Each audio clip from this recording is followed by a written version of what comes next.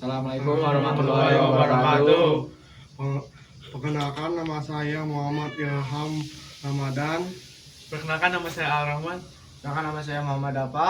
Perkenalkan, nama saya Afif Abdullah Said. Assalamualaikum warahmatullahi wabarakatuh. Dengan Bapak Ustaz siapa? Dengan Bapak Mangsam. Gak apa-apa kan Mangsam ya? Mau menanyakan Ya boleh. tugas tentang 10 pertanyaan hakikat mencintai Allah dan kau kepada Allah. 10 pertanyaan ya. Coba. 1. Pertanyaan pertama, apa yang dimaksud dengan hakikat mencintai Allah dan bagaimana cara mewujudkannya?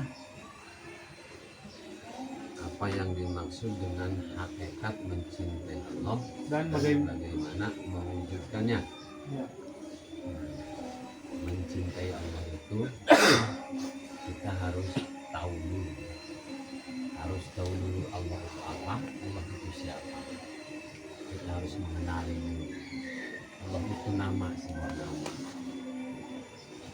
Zatnya, wujudnya itu laisa kamislihi syai'un. Wujudnya Allah itu tidak ada perbandingan. Wujudnya Allah itu apa? Tidak ada perbandingan. Seperti ini korek. Korek itu namanya, wujudnya ini. Berbeda dengan Allah. Allah itu nama Allah. Wujudnya laisa kamitslihi syai'un. Wujudnya tak ada perbandingan. Wujud dari Allah. Itu hakikat mencintai Allah itu harus mengenali Allah, mencintai Allah. Allah itu tentang kebahagiaan. Orang yang mencintai Allah pasti bahagia. Tapi sangat sulit. Hanya orang-orang tertentu. Tapi semuanya bisa mencintai, bisa bahagia dengan mencintai Allah. Semuanya bisa bahagia mencintai Allah. Lanjut pertanyaan kedua. Yang kedua itu bagaimana hubungan antara cinta kepada Allah dan ketaatan kepadanya? Bagaimana hubungan cinta kepada Allah dan kepada Allah dan ketaatan kepadanya? dan ketaatan, bagaimana cinta kepada Allah dan ketaatan kepadanya. Ya Bapak kan mikir dulu. Saya kan bukan artis, mikir dulu. Kalau artis sudah ada hafalannya. Gak apa lama. Gak apa-apa. Lanjut ke nomor 3 aja dulu. Boleh. Tiga, Emang buru-buru apa gimana? enggak, apa makna kau takut kepada Allah dan bagaimana pengaruhnya terhadap perilaku seorang muslim?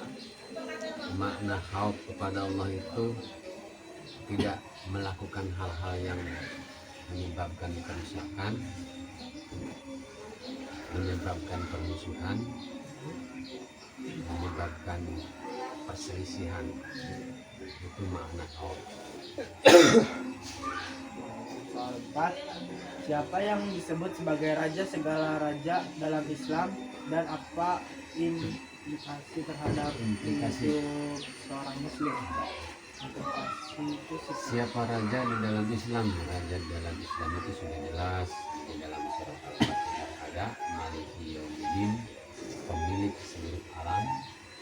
Maliki Yaumiddin, surat An-Nas juga ada Malikin Nas, rajanya manusia, rajanya seluruh makhluk, ya Allah. Bagaimana cara meningkatkan tawakal kepada Allah dalam menghadapi kesulitan hidup? Bagaimana cara menyikapi, Meningkatkan tawakal meningkatkan tawakal kepada Allah kepada Allah? menghadapi kesulitan hidup. Bagaimana cara, saya udah lupa ya. Bagaimana cara apa tadi? Bertawakal, meningkatkan tawakal. Bagaimana meningkatkan tawakal dalam kesusahannya hidup? Ya, Dalam susahnya hidup, bagaimana tawakalnya? Ya pasrah. Mau ngapain lagi? Emang hidup udah susah, mau dibikin susah lagi? Dengan pasrah hilang segalanya. Dengan kita menyerahkan diri itu menerima ketentuan dan ketetapannya. Ketentuan itu aturan-aturan yang sudah diturunkan kepada Nabi, dan ketetapannya itu adalah aturan yang sudah diturunkan kepada Nabi. Ketentuannya itu hak Allah, hak prerogatif Allah. Jadi kita hanya menjalankan ketentuan, hasilnya itu Allah yang menentukan. Jadi kita hanya menjalankan, mau susah, mau senang, mau miskin, mau kaya.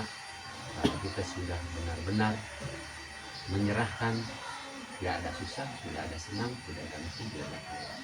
Kalau kita sudah mengenal Allah, tidak ada neraka, tidak ada surga. Karena nikmat yang paling hebat itu adalah bertemu. Apa perbedaan antara cinta kepada Allah dan kepada makhluknya? Perbedaan cinta kepada Allah dan kepada makhluknya sangat besar sih.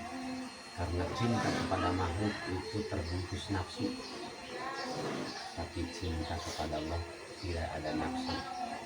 Karena cinta kepada makhluk Allah seperti kayak kita suka dengan main game, main HP, terbungkus dengan nafsu sehingga kita terus menerus main game, lupa dengan lupa dengan prinsip-prinsip kita, lupa dengan kedisiplinan kita. Ya, termasuk kita harus sholat, harus belajar, itu adalah kedisiplinan.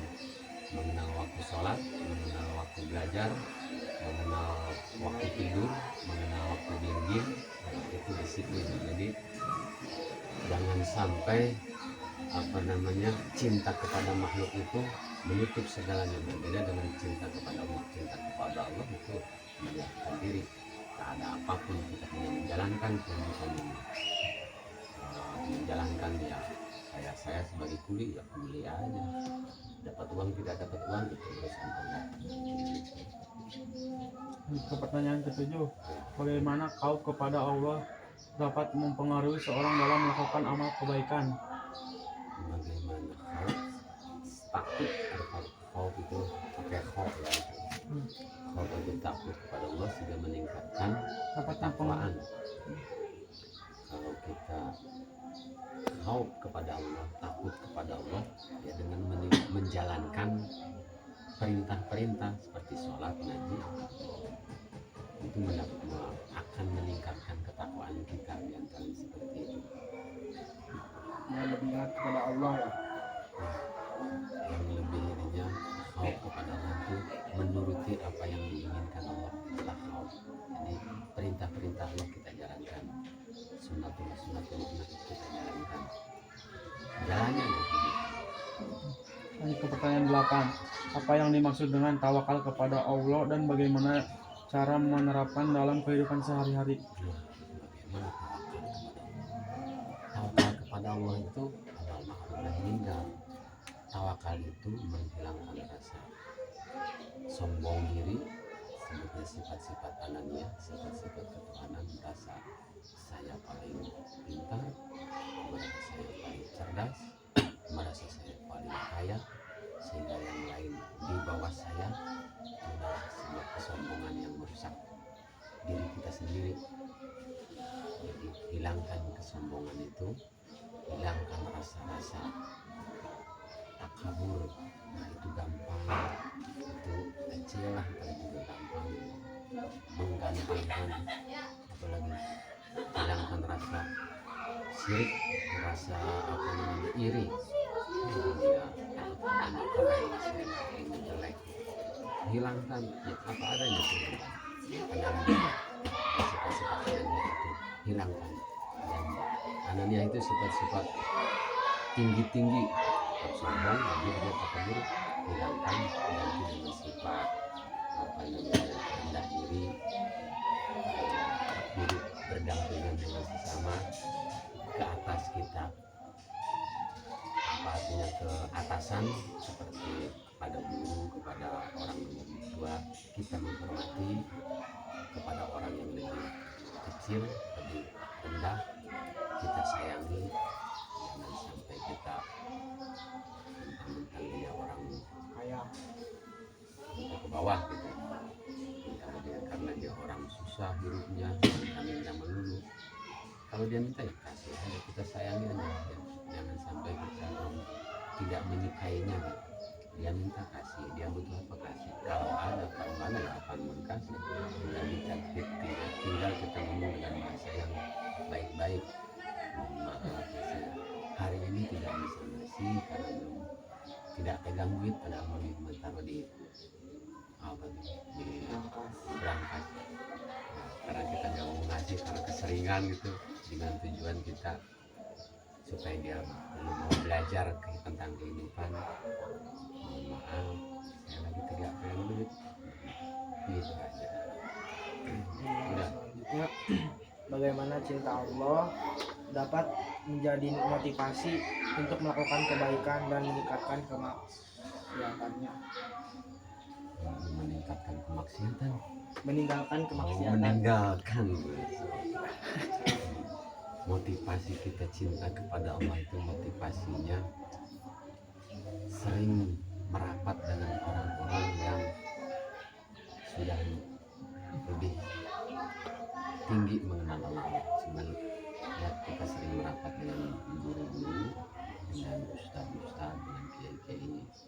Itu motivasi karena dapat meningkatkan kita untuk melaksanakan kebaikan, menjauhi kemaksiatan, meninggalkan dosa-dosa, meningkatkan kebaikan, meninggalkan hal-hal yang dilarang. Paham ya? Paham. Serius. Apalagi? Terakhir, apa hubungan antara kaum cinta dan tawakal kepada Allah dalam membentuk karakter seorang muslim yang soleh? Perbedaan ya, perbandingan. Apa hubungan antara kaum Hubungan khauf dengan cinta kepada Allah? tawakal kepada Allah itu bagaikan suami istri, hubungan satu keluarga. Khauf dan cinta kepada Allah punya persatu. Khauf itu takut dia marah, cinta itu senang bersama dia seperti apa ya, kita menjalani apa yang dilakukan, apa yang diperintahkan dia kita jalani terus, dengan termasuk dengan lingkungan kita, dengan teman-teman kita, sahabat kita, tetangga kita. Itu jangan sampai